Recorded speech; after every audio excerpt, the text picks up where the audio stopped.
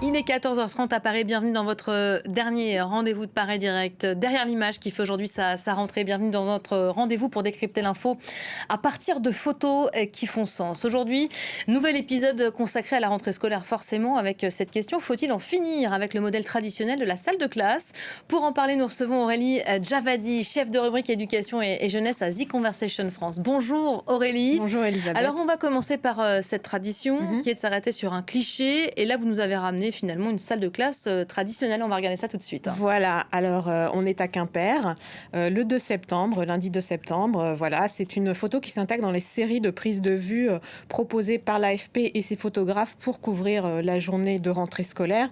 Donc on est face à un décor familier, ces tables alignées, ces élèves concentrés voilà, sur leur travail ou qui lèvent la main quand ils ont besoin de se manifester pour avoir les fournitures voilà, de rentrée. Alors, c'est ce que la chercheuse Cécile Goy de l'Université de Tours appelle chez nous la classe autobus. On est dans cette configuration avec l'enseignant qui tient les rênes de la classe, qui donne le rythme, qui délivre les savoirs, et les élèves qui sont en position, voilà, ils doivent demander l'autorisation pour s'exprimer. Alors, un décor voilà, qui nous semble familier, qu'on soit passé à l'école il y a 10 ans, 20 ans, 50 ans, et c'est justement cette familiarité du décor qui peut poser question. En fait, le monde change énormément, on le voit avec les technologies, les IA, et en fait, cette salle de classe, elle semble un peu préservée du mouvement. Il y a une sorte d'inertie. Une salle de classe finalement classique, traditionnelle, où on reste bien assis, bien sage, où on lève le doigt pour prendre la parole, où on demande pour aller aux toilettes. D'ailleurs, on n'y est pas forcément autorisé, et ça a d'ailleurs ses défenseurs aujourd'hui encore. Certains estiment qu'elle est nécessaire pour transmettre des savoirs. Voilà, alors il y a une forme d'inertie. Alors c'est une configuration qui est classique.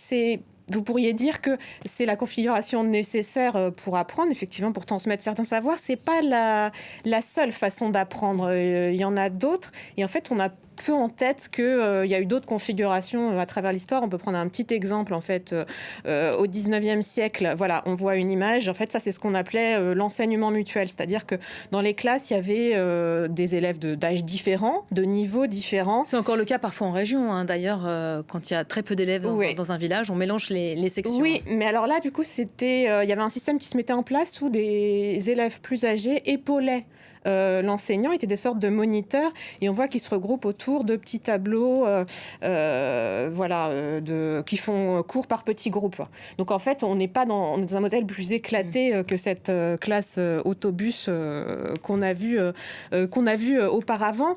En fait, alors le modèle magistral, comme vous dites, a encore ses défenseurs, parce qu'il est idéal quand il faut transmettre la même information, le même contenu, le même savoir à tous. Mais aujourd'hui, si on veut apprendre aux élèves à débattre, se confronter à de nouvelles opinions, faire un travail de groupe, il faut réfléchir à d'autres dispositions, quoi, voilà, en rectangle, en U, etc. Voilà, Cécile Goy passe en revue tout ça dans son article. Et effectivement, il y a déjà des établissements qui travaillent sur cette question, qui vont travailler jusqu'au mobilier, l'architecture des classes. C'est ce qu'on va regarder tout de suite dans un reportage de nos confrères de France 3 Nouvelle-Aquitaine. Un reportage d'ailleurs qui date de 2017.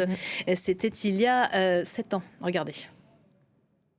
Ici, un cours d'histoire évolutif. Vous vous mettez en groupe. L'enseignant n'est plus le centre absolu d'un cours qui devient interactif.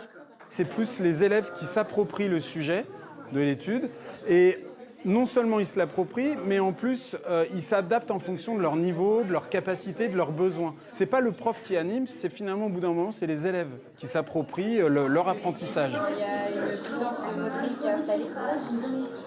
Les méthodes de travail sont différentes, on a beaucoup plus de mobilité, on est beaucoup plus libre, et puis finalement le travail de groupe est beaucoup plus facile en fait. Quand on est en groupe, on fait notre travail ensemble et le prof il est beaucoup moins présent. Donc ça nous aide à être plus autonome. Voilà, l'enseignant n'est plus le centre absolu d'un cours, nous disait la voix off à l'instant. On le voit concrètement, c'est un changement d'époque en quelque sorte, non ? C'est un changement d'époque. Alors, on en revient à ce modèle magistral. En fait, il a été important pour passer à une éducation réservée à quelques-uns, à une éducation de masse. Mais ouais, aujourd'hui, les données ne sont plus les mêmes. Il faut remettre bien en contexte ce que vous dites, la place de l'enseignant par rapport aux mutations de la société.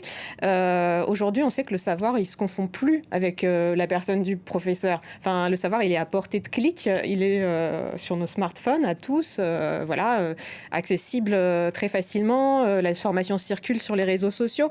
Et alors, donc, ça impose de repenser les espaces. Pascal Clair, en fait, réfléchit à cette question-là. Il est géographe à l'université de Cergy. Et d'ailleurs, il publie un ouvrage en cette rentrée pour repenser, en fait, les apprentissages en fonction des espaces. Et il souligne, en fait, la nécessité de remettre la salle de classe en fait au centre de ces évolutions de société. Et donc voilà, un enjeu majeur aujourd'hui avec cette information qui circule, c'est d'apprendre à l'apprendre avec recul, à l'analyser, à avoir un peu d'esprit critique. On en parlait d'ailleurs une autre fois avec vous sur les élections, l'information. Voilà, toutes ces influenceurs qui diffusent des informations en ligne, ils peuvent aussi la diffuser sur des formes très sérieuses. Ça peut être des enseignants aussi qui font des petites vidéos. Rien que par rapport à ça, cet exemple-là, en fait, il faut que les élèves apprennent à savoir où aller chercher, savoir comment évaluer, faire le tri. C'est ce qu'on appelle l'autonomie finalement, l'apprentissage de l'autonomie qui passe donc par le travail en groupe. On les voyait en petits groupes là à l'instant. Alors on les voit en petits groupes parce que c'est vrai que coopérer, débattre, comme ça ne peut s'apprendre que par l'action, ces savoirs-là. On est dans une époque où en fait c'est plus seulement acquérir un savoir, c'est aussi acquérir des savoir-faire. Parce qu'au-delà de cette question du smartphone, en fait, les technologies, elles reconfigurent beaucoup nos environnements. Elles posent aussi des questions à nos métiers. Et puis alors c'est un peu un lieu commun de le dire.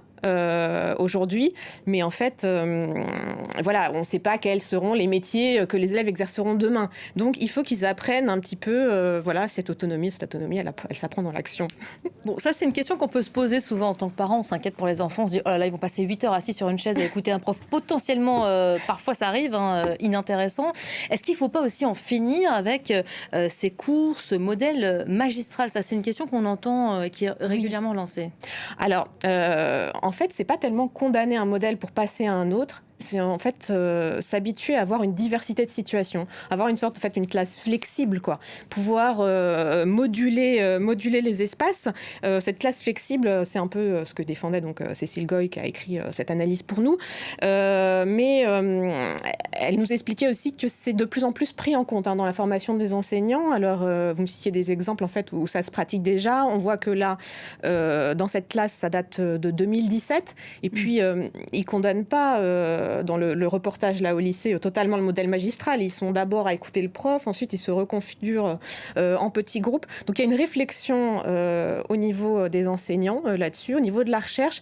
Mais bon, dans les faits, c'est vrai que ce modèle magistral, il a tendance à perdurer, à rester prééminent. Et c'est ce qu'on voit d'ailleurs sur les photos de classe. Quand on cherche une photo de classe pour illustrer la rentrée, on va chercher ce modèle de ce modèle classe. type. Alors qu'il y a des classes, on a expérimenté, en tout cas moi de mon côté, la classe flexible avec les enfants.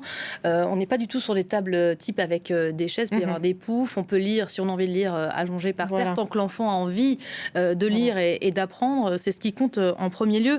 Il y a quand même la question des moyens qui est posée, et ça les professeurs le disent, une classe flexible, on en parlait, ça coûte de l'argent.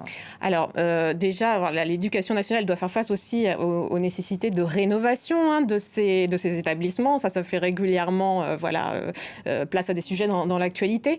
L'architecture scolaire, en fait, elle est aussi un peu, elle est ce qu'elle est. Enfin, il faut faire avec le bâtiment existant. Il y a beaucoup d'anciens lycées dans les villes. On voit encore ces fenêtres très hautes. On peut pas voir par la fenêtre. Donc, il faut composer avec cette architecture-là. Mais alors, au-delà du fait de rénover, de construire de nouveaux établissements, il y a aussi des freins en fait dans les mentalités. L'idée qu'on s'imagine que c'est comme ça, que ça a toujours été comme ça, voilà. Et il y a une complexité de la machine scolaire. Toucher à la classe, c'est aussi toucher au contenu des cours, aux emplois du temps, voilà.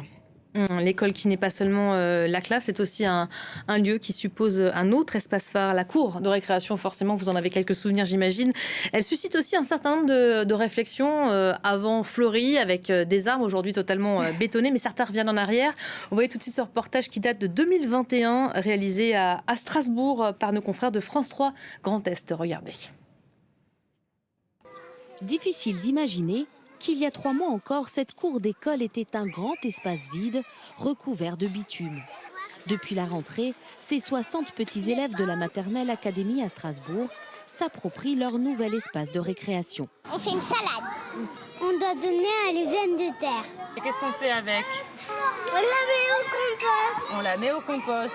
Et avant de la Un mettre... espace où la nature reprend ses droits, où les enfants découvrent avec leurs mains arbustes, potagers, paillage végétal, des détails a priori, mais qui font la différence. Il y a moins de bruit. Les copeaux de bois, ça a tendance un peu à absorber le bruit. Et puis surtout, on n'a plus ce grand espace de béton qui faisait que les enfants couraient.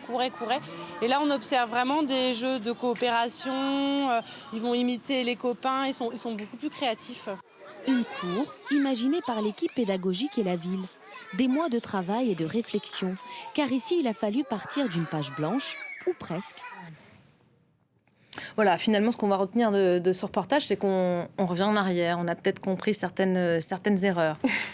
Alors, cette classe, en fait, s'est rapprochée aussi de tout le mouvement pour rapprocher les enfants de l'environnement. On a beaucoup parlé de la question de la classe dehors aussi, de les aider voilà, à mieux comprendre les problématiques d'environnement. Et puis aussi le fait que cette cour, elle peut se... Enfin voilà, il y a les questions de chaleur, de changement climatique qui nécessitent d'adapter les équipements. Alors, il y a cette réflexion-là. D'abord, comme vous le dites, voilà, on revient un peu en arrière en sachant que ça fait du bien aux enfants de manipuler, de se retrouver en contact avec la nature. Comme le dit bien l'enseignante, en fait, on l'entend dans le reportage, elle parle de coopération, de créativité. Donc il y a cette réflexion autour des nouveaux enjeux avec l'environnement, mais il y a aussi une réflexion sur la manière dont l'enfant prend sa place parmi ses camarades dans cet espace, comment il se l'approprie. Donc c'est aussi considérer l'école non pas comme un lieu où on instruit, où on transmet voilà, une série de savoirs, mais aussi où on apprend à devenir un petit citoyen, à prendre sa place en société, à jouer avec les autres. Et donc cet espace, il est configuré pour permettre aux enfants voilà, plus de jouer, d'interagir entre eux. Alors, effectivement, il y a ces réflexions sur le réaménagement des cours aussi.